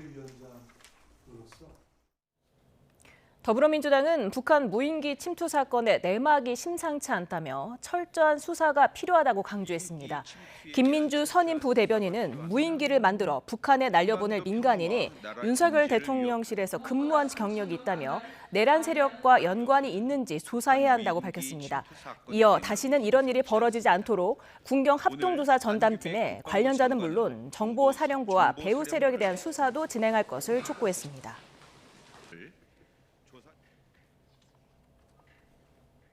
주차된 차량에 여러 차례 침 테러를 당한 시민이 CCTV 영상 등 증거 자료를 확보해서 경찰에 신고했습니다. 그런데 경찰은 민사 소송으로 해결해야 한다는 말만 반복했고 추가 피해가 발생한 뒤에야 본격 수사에 나서서 논란이 일고 있습니다. 제보는 Y 이상곤 기자입니다. 한 남성이 걸어오더니 주차된 차 앞에 멈춰섭니다. 잠시 뒤 차를 향해 침을 뱉고 아무 일 없다는 듯이 사라집니다. 일주일 뒤에도 비슷한 옷차림의 남성이 나타나 침을 뱉습니다. 이번에도 같은 차였습니다. 차 주인은 피해가 반복되자 CCTV 영상을 확보해 경찰에 신고했습니다. 주택가 밀집 지역이라 신속한 수사를 기대했지만 경찰 대응은 답답했다고 합니다. 피해 차주는 경찰이 차에 침을 뱉은 것만으로는 법적으로 처벌이 어려워 민사소송으로 해결해야 한다는 말만 되풀이했다고 말합니다. 의심되는 사람이 자신이 사는 건물로 들어가는 영상까지 보여줬지만 소용없었습니다. 겁이 많이 났고 우선 잠을 제대로 못 자요. 스트레스를 너무 많고 정부는 다 채집했는데 경찰에서는 할 수 없다라는 식으로 나오니까 너무 답답한 마음이었고 이후 경찰은 증거물 제출도 요구하지 않았고 지난 16일 밤 또다시 똑같은 피해가 발생했습니다. 피해 차주가 경찰서를 찾아가 거듭 호소한 뒤에야 경찰로부터 자료 제출 요구와 담당 형사가 배정됐다는 연락을 받을 수 있었습니다. 첫 번째 신고했을 때 이미 다 했었으면 이렇게까지 내가 열을 내거나 스트레스 받거나 그러진 않은 건데 이제서야 한다는 자체가 좀 많이 어이가 없죠. 현행법상 차에 침을 뱉는 행위는 경범죄 위반 정도로는 분류되지만 차량을 본래 용도로 쓸 수 없을 만큼 파손시킨 건 아니어서 재물손괴 혐의를 적용하기 까다로운 게 사실입니다. 형사처벌 대상에 해당하는지는 해석상 이견이 있을 수 있습니다만 범행 동기가 있었는지에 대해서 최소한의 기초조사와 안내가 먼저 이루어졌다면 신고인은 불안감을 덜 수 있었을 것 같은데 아쉽습니다. 경찰은 범죄 성립 요건이 안 된다고 판단해 사건을 종결했었지만 추가 피해가 발생한 만큼 다른 사건으로 확대되지 않도록 철저히 수사하겠다고 밝혔습니다. YTN 이상군입니다. 부천 금은방에서 흉기를 휘둘러 업주를 숨지게 하고 금품을 훔친 혐의로 구속된 43살 김성호의 신상 정보가 공개됐습니다. 경기 남부경찰청은 오늘부터 30일 동안 김 씨의 사진과 이름, 나이 등 신상 정보를 누리집을 통해 공개하기로 결정했다고 밝혔습니다. 경찰은 오늘 신상정보 공개 심의위원회 심의 결과 피해의 중대성과 범행의 잔인성 등이 인정되고 범행의 증거도 충분하다며 신상 공개 결정 이유를 설명했습니다. 트럼프 미 대통령이 그린란드 편입에 반대하는 유럽 국가에 관세 부과를 100% 강행할 거라고 압박했습니다. 미 재무장관은 트럼프 대통령의 관세에 유럽이 보복 관세를 검토하는 건 현명하지 못한 행동이라고 경고했습니다. 워싱턴 홍상희 특파원입니다. 트럼프 대통령은 미국의 그린란드 확보에 반대하는 유럽 국가에 관세를 부과하겠다는 의지를 재확인했습니다. 미 NBC 뉴스와의 인터뷰에서 트럼프 대통령은 미국의 그린란드 매입에 대한 합의가 없을 경우 이들 국가에 대한 관세 부과 계획을 100% 실행할 거라고 말했습니다. 이미 밝힌 대로 그린란드에 병력을 보낸 덴마크와 노르웨이, 프랑스, 영국 등 8개국에 다음 달 1일부터 10%의 관세를, 6월부터는 관세 25%를 부과하겠다는 겁니다. And I may do that for Greenland too. I may put a tariff on countries if they don't go along with Greenland because we need Greenland for national security. So I may do that. 하지만 그린란드를 병합하기 위해 무력을 사용할 거냐는 질문에는 노코멘트라며 한 발 물러섰습니다. 노벨 평화상 수상 불발에 대한 불만과 공격도 이어졌습니다. 자신은 노벨상에 관심이 없다면서도 노르웨이 정부가 사실상 노벨 평화상 수상자 선정을 완전히 통제하고 있다며 비판했습니다. 앞서 블룸버그 통신 등은 트럼프 대통령이 노르웨이 총리에게 편지를 보내 노벨 평화상을 주지 않아 이제는 자신이 평화만 생각할 의무가 없고 그린란드를 통제할 거라고 언급했다고 보도했습니다. 스콧 베센트 미 재무장관은 노벨 평화상 수상이 불발돼 트럼프 대통령이 그린란드 확보에 나섰다는 해석은 터무니없다고 말했습니다. 그러면서 유럽 국가들이 이른바 그린란드 관세에 보복 관세를 검토하는 건 현명하지 않다고 경고했습니다. The president is looking at Greenland as a strategic asset for the United States. We are not going to outsource our hemispheric security to anyone else. I think it would be very unwise. 트럼프 대통령이 그린란드 관세 강행 의지를 밝히면서 동맹국을 대상으로 한 무역 전쟁 재점화 가능성도 커지고 있습니다. 로이터 통신은 금융시장에서 미국 자산 매도를 의미하는 셀 아메리카 우려가 다시 커지고 있다고 지적했습니다. 워싱턴에서 YTN 홍상입니다. 미국 측의 으름장에도 불구하고 유럽연합은 그동안 유보해온 930억 유로, 우리 돈 160조 원 규모의 미국산 상품에 대한 관세 패키지를 다음 달 7일 시행할 수 있다고 밝혔습니다. EU 집행위 대변인은 EU 집행위가 유예 조치를 연장하지 않으면 유예 효력이 다음 달 6일 자동으로 만료된다면서 이같이 말했습니다. EU 회원국들은 지난해 관세 패키지를 승인한 뒤에 8월 7일 6개월간 집행을 유예했습니다. 높은 환율에도 불구하고 서학개미의 미국 주식 투자가 이어지며 국내 투자자의 미국 주식 보관액이 250조 원을 넘어섰습니다. 한국예탁결제원에 따르면 지난 15일 기준 미국 주식 보관액은 1,705억 달러, 우리 돈으로 약 251조 원으로 집계돼 2주 만에 10조 원 넘게 늘었습니다. 보관액 상위 종목에는 테슬라가 270억 달러 넘게 보관돼 1위를 차지했습니다. 요즘에 장보기가 쉽지 않죠. 식료품과 신성식품 가격이 줄줄이 인상되는 가운데 생산자 물가지수까지 넉 달 연속 오르면서 물가에 대한 우려가 커지고 있습니다. 1,480원대를 위협하는 고환율도 가공식품 물가를 자극하고 있습니다. 오동권 기자입니다. 장을 보며 꼼꼼히 가격을 확인하는 소비자들. 최근 오른 물가를 실감합니다. 10만 원 정도 샀으면 지금은 12만 원 정도 사야지 되니까 체감하기에는 물가가 오른 것 같은데. 실제로 지난달 생산자 물가지수는 전월 대비 0.4% 올랐는데 식료품과 신선식품이 각각 1.5%와 7.5% 오르며 지수 상승을 이끌었습니다. 생산자 물가는 생산자가 재화 서비스를 생산하는 과정의 가격 변동을 나타내는 지표로 통상 한두 달 시차를 두고 소비자 물가에 반영됩니다. 장바구니 물가가 앞으로 오를 수 있다는 의미입니다. 품목별로는 사과가 전년 대비 33.3%나 올랐고 쌀과 어류도 두 자릿수 넘게 비싸졌습니다. 가공식품인 소스류가 17.3%, 원두커피도 13.7% 올라 신선식품과 가공식품 가릴 것 없이 모두 올랐습니다. 여기에 고환율이 식품 가격에 끼치는 영향도 걱정입니다. 이 커피 믹스는 소비자단체협의회가 조사한 결과에 따르면 지난 4분기 1년 만에 가격이 16.5%나 증가했습니다. 커피 원두를 100% 수입하기 때문인데 앞으로 더 오를 가능성도 있습니다. 우리나라는 밀과 설탕 같은 가공식품 원료 대부분을 수입하고 있기에 환율의 영향을 크게 받습니다. 그나마 국내에서 조달이 가능한 원료인 달걀 가격도 조류 인플루엔자와 유통구조 문제로 공급이 줄어 가공식품 물가 자극 요인으로 작용하고 있습니다. 환율이 여전히 높은 수준을 유지하고 있고 달걀처럼 신선식품 자체로나 가공식품 원재료로도 많이 쓰이는 원재료 가격이 오르면 소비자들은 체감 물가 상승을 더 크게 느낄 수밖에 없습니다.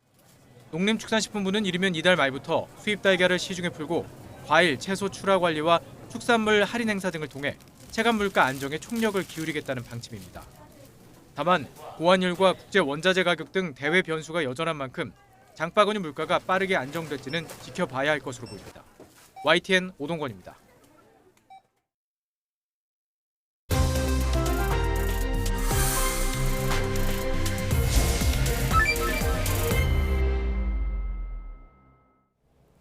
김경 서울시의원한테 공천원금 1억 원을 받은 의혹이 있는 강선우 의원이 경찰의 피의자로 소환됐습니다. 공천헌금 의혹 관련 녹취가 공개된 지 22일 만에 처음으로 경찰 조사를 받게 된 건데요.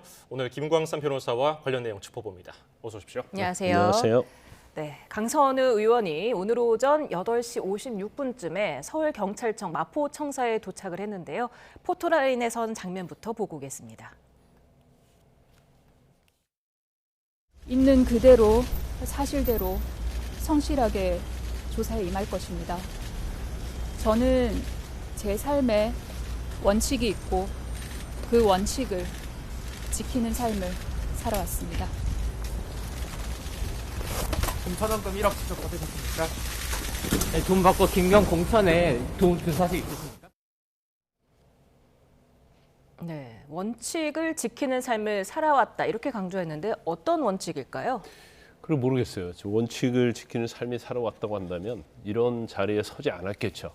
근데 강선우 의원이 지난 가족부 장관 후보자로 지명됐을 때도 지금 보좌관에 대한 갑질 논란이 굉장히 있었지 않습니까? 그래서 사실은 이제 인성에 관한 문제다 이런 비판이 많이 있었고 지금 김경 시의원으로부터 1억 받은 것 자체도 그냥 의혹이 아니고 지금 줬다는 사람 다 인정하고 있고요. 그다음에 녹취록 있지 않습니까? 김병기 당시에 원내대표도 나눴던 녹취록에 보면 1억을 거의 받은 걸로 돼 있어요. 그래서 이 혐의 자체가 이제 거의 인정될 가능성이 큰데 원칙적인 삶을 살아왔다고 한다면 사실은 이제 돈 안 받았어야 하고 또 보좌관에 대한 갑질을 안 했어야 하는 거죠. 그런데 뭐 저 말 자체는 또 경우에 따라서는 강선우 의원이 자신가 이제 보좌관에 갑질을 하는 거랄지 아니면 뭐 공천원금 받는 것이 자기 원칙적인 삶이었다 이런 식으로 또 들릴 가능성도 있거든요. 그래서 사실은 저 말은 저 자리에서 할 이야기는 아니다. 저는 그렇게 봅니다. 예. 지금 기자 질문에도 답변 없이 조사받으러 들어갔는데 결국 혐의를 부인할 것으로 전망이 되죠. 이제 원칙적인 삶을 살아왔다는 것은 자기는 돈을 받을 사람이 아니다라는 취지로 얘기를 하기 위해서 그런 것 같아요. 그래서 일단 오늘의 어떤 혐의 자체는 이제 부인을 하겠다는 취지인 것 같습니다. 그런데 과연 이 부인이 성공할지 모르겠어요. 그건 제가 볼 때는 이제까지 여러 가지 수사 상황을 보면 쉽지 않을 것이다. 이런 말씀을 드립니다. 네. 지금 앞서 공개된 녹취에서 강 의원이 김병기 의원한테 살려달라고 했었고 그리고 지금 공관위 간사한테 지금 본인 안위를 부탁하고 난 이후에 김경시 의원이 단수 공천이 이어졌잖아요. 네. 이 과정을 경찰이 되게 유의 깊게 볼 것 같습니다. 이 녹취록을 전체적으로 보면 사실은 공천 헌금을 받았다는 자백의 녹취록이다 저는 그렇게 봅니다. 그 녹취록 내용을 보면 이제 김병기 의원이 그런 얘기를 하죠. 돈을 돌려주라는 얘기를 해요. 즉시 돈을 돌려주라는 얘기를 하고요. 그러면 그 당시까지면 돈을 돌려주지 않았고 이걸 강선 의원이 가지고 있다 이렇게 볼 수밖에 없는 녹취다 이렇게 볼 수 있고, 그 다음에 본인이 그런 얘기하잖아요. 오늘 뭐 원칙적인 삶 얘기했는데 나는 원래 그런 사람이 아닌데라는 얘기를 하거든요. 원래 그런 사람이 아닌데 돈을 받았다는 얘기가 되는 거고, 그 다음에 그냥 뭐 아무 생각이 없었다는 얘기는 아무 생각 없이 돈 받았다는 거고, 살려달라는 얘기를 하고 있지 않습니까? 그러니까 살려달라는 얘기 자체가 공천을 줘서 살려달라고 하는 건지 약간 의미는 여러 가지 있을 수 있지만 결과적으로 돈을 받은 걸 전제로 해서 살려달라고 하고 있다 이렇게 볼 수밖에 없어요. 그래서 저 녹취록 자체가 사실은 본인이 1억 받은 거에 대한 자백 녹취록이다 이렇게 볼 수 있고, 이거 자체가 김경시 의원의 어떤 진술과 부합하는 증거로 어떻게 보면 경찰에서 쓰일 가능성이 높다 이렇게 봅니다. 예, 지금 조사가 10시간 넘게 이어지고 있는 상황인데 이 의혹 불거진 지 22일 만에 조사를 받는 거거든요. 네.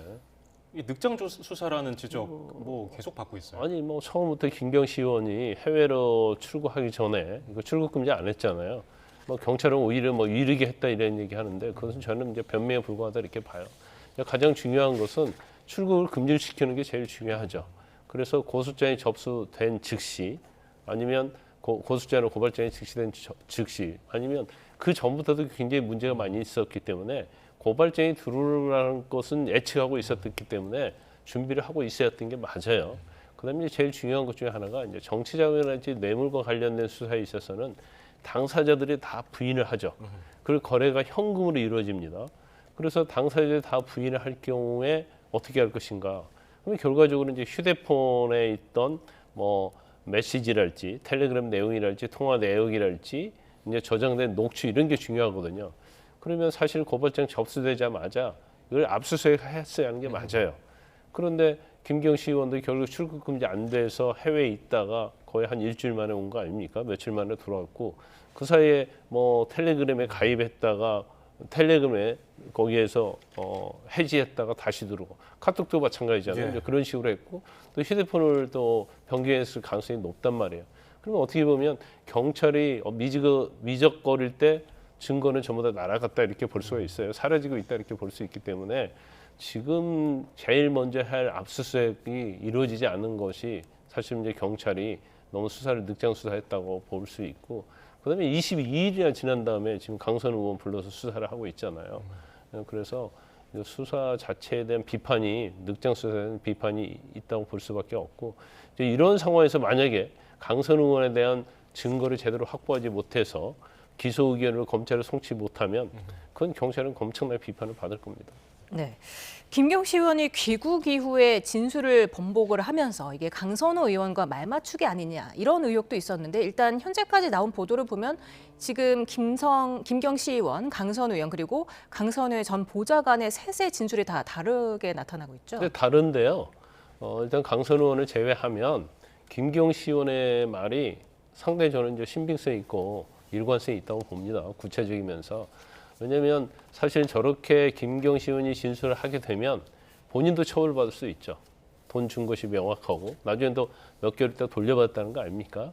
그러면 본인이 이전에 했던 진술과 뭐 공천원금으로 1억 준 사실이 없다 이렇게 얘기했다가 지금 다 이야기를 하고 있거든요. 그런데 기초적인 사실에 있어서는 똑같아요. 뭐냐면 카페에서 3명이 만났다. 이건 뭐 제가 볼 때는 아마 강선 의원도 이건 부인하지 못할 거예요. 3명이 만났는데 그 자리에서 사무국장인 남모 씨가 큰 거 한 장 얘기를 했다는 거잖아요. 그래서 1억을 줬다는 거예요. 근데 1억을 언제 줬냐면 이 남모 씨가 자리가 비었을 때 그때 줬다는 거예요. 그러니까 직접 거래를 했다는 거죠. 근데 남모 씨 진술도 보면 3명이 만난 건 맞아요.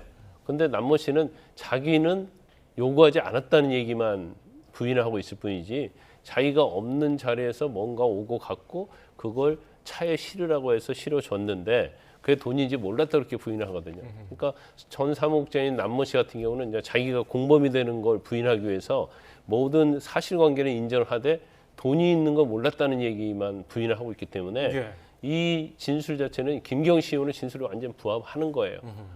그래서 돈이 1억은 건넌 건 맞다. 3명이 있었고 이제 그런 내용이 확실해지기 때문에 제가 볼 때는 이제 강선우 의원에게는 굉장히 불리한 입장이다 이렇게 볼 수 있어요. 지금 얘기가 다르면 다 모아놓고 대질신문 하든지 아니면 뭐 거짓말 탐지기 뭐 이런 것도 활용할 수 있습니까? 근데 이제 대질신문은 사실은 대질의 당사자가 한 명이 나는 하지 못하겠다고 하면 대질신문을 하지 않고요. 근데 김경시 의원이 이제 거부했다고 알려져 있지 않습니까? 예. 그래서 이제 대질을 못했다는 거고, 그다음에 거짓말 탐지도 마찬가지예요. 거짓말 탐지를 거부하면 강제로 할 수 없어요.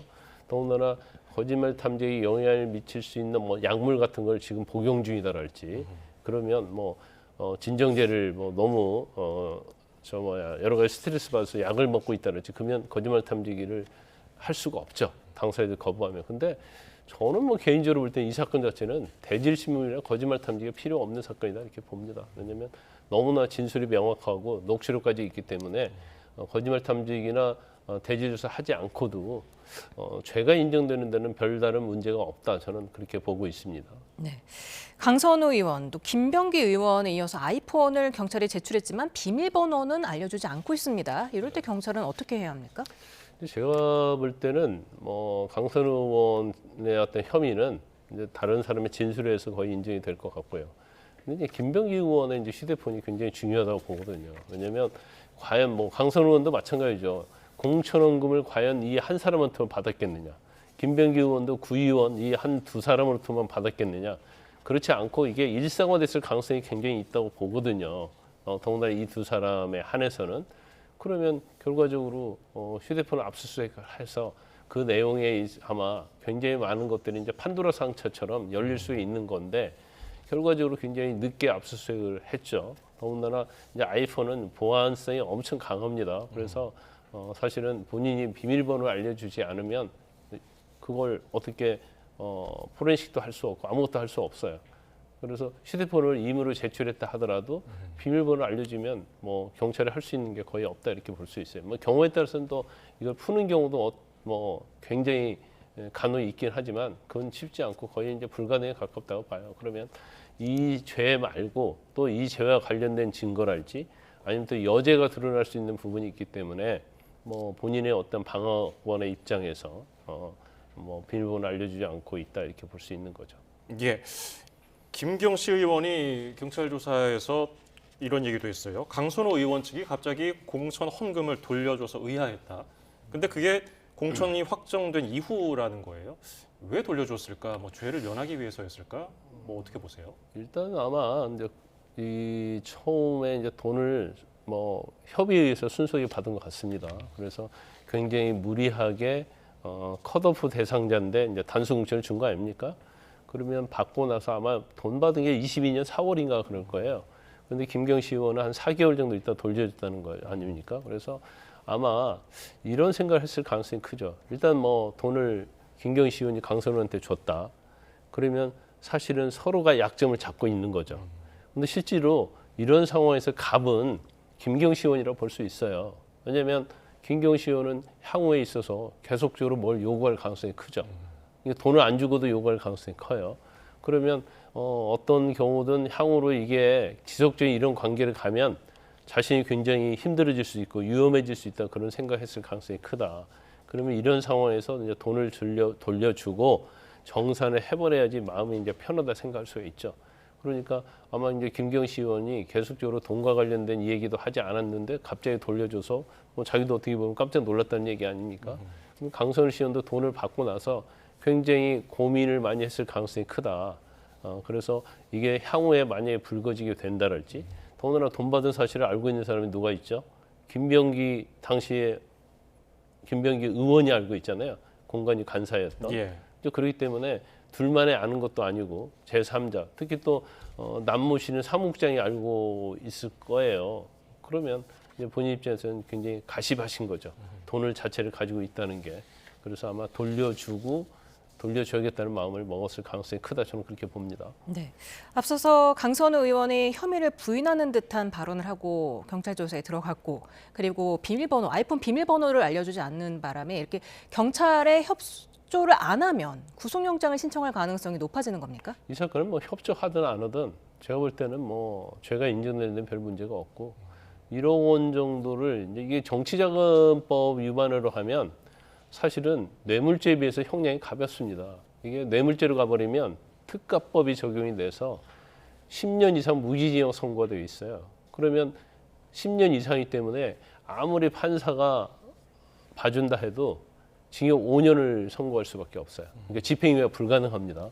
근데 모르겠어요. 이제 경찰이 이걸 정치자금법 위반으로 아마 뭐 기소 의견으로 송치를 할 것 같은데 지금 권성동 의원이 통일부터 1억 원 받은 걸로 지금 구속돼 있지 않습니까?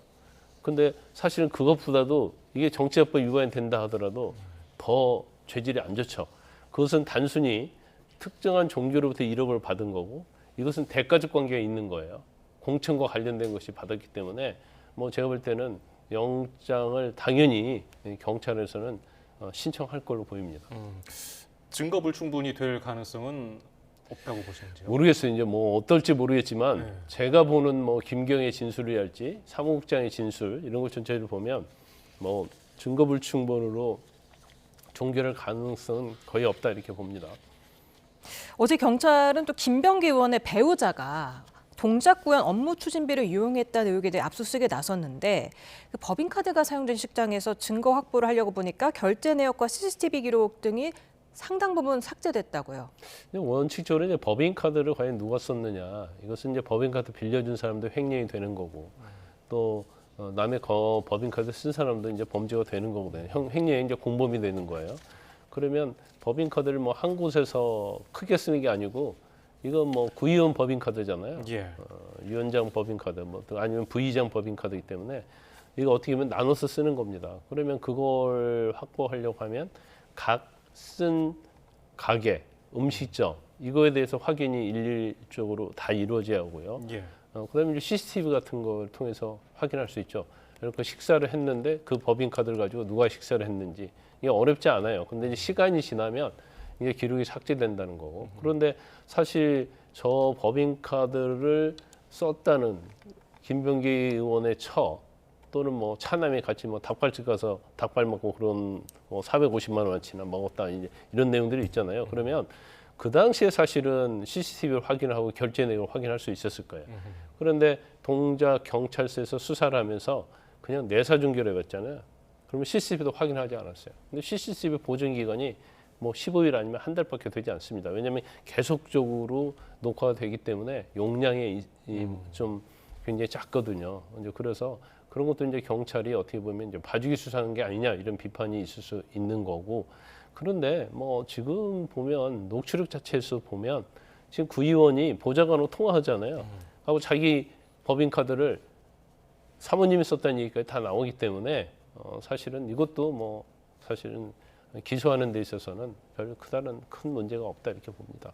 예, 오늘 도움 말씀 여기까지 듣죠. 김광삼 변호사였습니다. 고맙습니다. 감사합니다.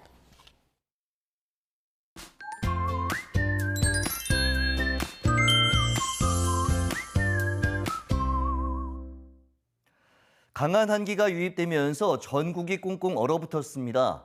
내일은 오늘보다 한파의 기세가 더 강해지겠는데요. 전국 곳곳에 한파특보가 발령 중인 가운데 내일 철원의 아침 기온 영하 17도, 서울 영하 13도, 대구는 영하 9도까지 떨어지는 등 대부분 오늘보다 낮아지겠습니다. 한낮에도 서울 영하 5도, 광주와 대구 0도 등 오늘보다 1도에서 4도가량 낮아 종일 강추위가 이어지겠습니다. 한파 속에 호남 서해안과 제주도에는 밤사이 눈이 내리기 시작하겠고 내일 오전부터는 점차 그 밖에 호남과 충청으로도 확대되겠는데요. 모레까지 울릉도와 독도에 최고 30cm, 제주 산간에 최고 25cm 이상, 호남 서해안에도 최고 10cm가 넘는 큰 눈이 내리겠고요. 시간당 최고 3에서 5cm로 강하게 쏟아질 수 있어 주의하셔야겠습니다. 내일 그 밖의 내륙은 대체로 맑겠습니다. 다만 영남을 중심으로는 무척 메마른 날씨가 이어지고 있는 만큼 산불 등 화재 사고에 유의하시기 바랍니다. 강력한 한파는 이번 주 내내 계속되겠고요. 서해안을 중심으로 내리는 눈도 주 후반까지 길게 이어질 전망입니다. 계속되는 한파 속에서 동파를 예방하는 가장 쉬운 방법은 물을 틀어놓는 건데요. 30초 동안 종이컵 한 잔이 가득 찰 정도면 충분합니다. 이와 함께 헌 옷이나 스티로폼, 비닐 등으로 계량기함을 밀봉하면 더 큰 효과를 볼 수 있고요. 계량기나 배관이 얼었을 때는 미지근한 물이나 헤어 드라이어로 천천히 녹이는 것이 좋습니다. 마지막으로 동파가 발생하거나 의심이 될 때는 관할 수도사업소로 신고를 하면 되겠습니다. 날씨 캔버스의 윤수빈, 김수현이었습니다.